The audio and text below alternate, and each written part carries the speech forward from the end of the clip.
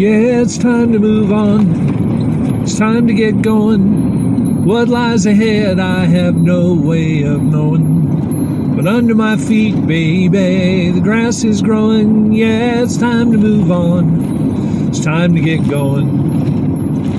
This video is not meant to be an instructional video of how to change a wheel on your vehicle. It's just a demonstration of how I have found that I can remove and replace the wheel on my vehicle in a safe manner. I definitely suggest that you do it as safely as you can. Read your manuals, figure out how to safely jack up the vehicle and that sort of thing. Do not see this as an instructional video, but just as a demonstration of how I do it. I hope that the ideas that I have may help you in the future in how you may work on your vehicle. And I hope that you do it safely and in a way that makes you happy.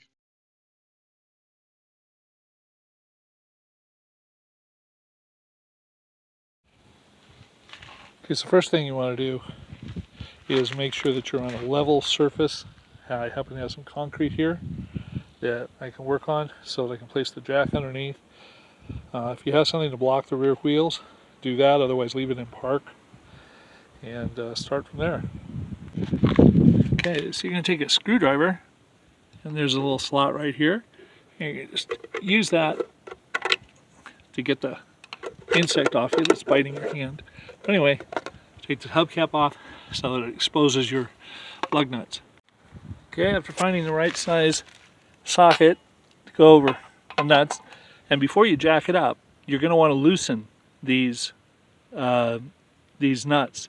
Just break them loose while the tire is on the ground, because it'll help you to do that, because these are torqued to about 140 foot-pounds, I think. So anyway, do it while the vehicle is on the ground. Do not take them off. Just loosen them just enough so that when the tire is off the ground, you'll be able to get them off easily. Okay, so if you're fortunate enough to have one of these, it's called a breaker bar. This portion right here is a breaker bar, and this is a socket extension. Okay, and it's going to bend like this. You're going to put this on the nut there. Normally, then I'll put a little bit more pressure on it. Now, I'm going to pause this and try to loosen it, and if not, I'm going to show you a cheater bar that you can use. Well, heck with that. I'm going to show you the cheater bar right now. So anyway, I don't know if I need it or not, but what you can get is just a piece of pipe like this that will fit over the end.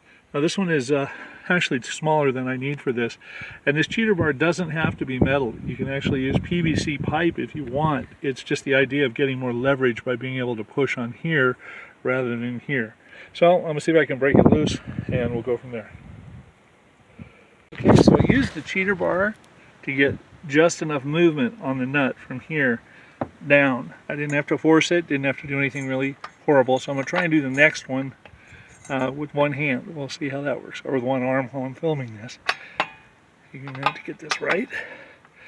Okay, I have it on here. Okay, now all I'm going to do, I'll make sure that stays on. All I'm going to do is put downward pressure, and I'm not going to put very much. I don't want to do it so that it hurts me, because I'm putting this pressure on. Now, the nut has begun to turn. Now that's as much as I want to do. I want to do that with all 6 of the lug nuts, just enough to get them loose. Okay, now all the nuts are loose, but they're not hand loose. A couple of them are. You don't want to loosen them very much, because remember, the whole weight of the vehicle is still resting on the tire until you get the jack underneath to jack it up and pull it off.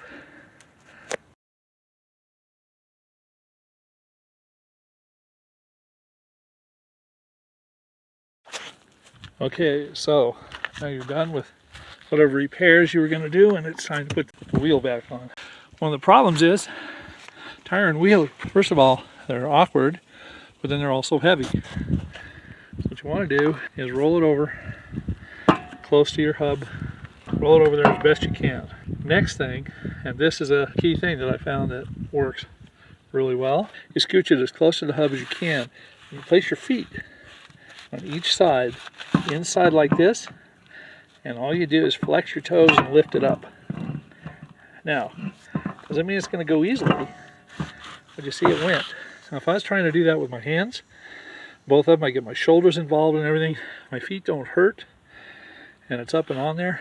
And then you start by putting a nut back on there so the thing doesn't go flying off. Anyway, that's it. Put your feet at each spot here, lift up, just flex your feet to lift up both at the same time, and you should be able to fit it onto the studs. One last safety point that I would like to make is if you see your feet underneath the tire, don't wedge them all the way underneath. Think at all times while you're doing this, what would happen if the vehicle fell? If it fell off of the jack with the jack stand, always have an escape route of some kind if you can. So be very careful and be very thoughtful as you go about this and any other repairs that you would make while under the vehicle. Far away from your troubles and worries.